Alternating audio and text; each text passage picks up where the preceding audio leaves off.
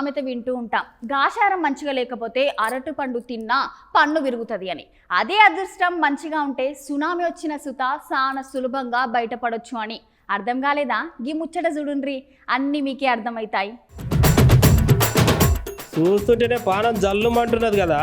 అమ్మ చూస్తున్న కాలి మనకే గట్లా అనిపిస్తే ఒకసారి కారు లోపల ఉన్న మనుషుల పానం ఎట్లా ఉంటుందోలా కదా.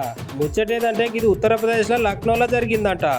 ఏకంగా నడి రోడ్డు మీదనే పెద్ద బుంగ పడ్డిందంట. అప్పటిదాకా మంచిగానున్న రోడ్డు గట్ల ఒక్క కారు పోయిందో లేదో గంతే ఇక పెద్ద బొంద పడ్డదంట. అగో చూసిర్రా ఎంత పెద్ద బొంద పడ్డదో. కారెనక గిర్రలు గాయంతే ఇంకా బొందల్నే ఉన్నాయోళ్ళు.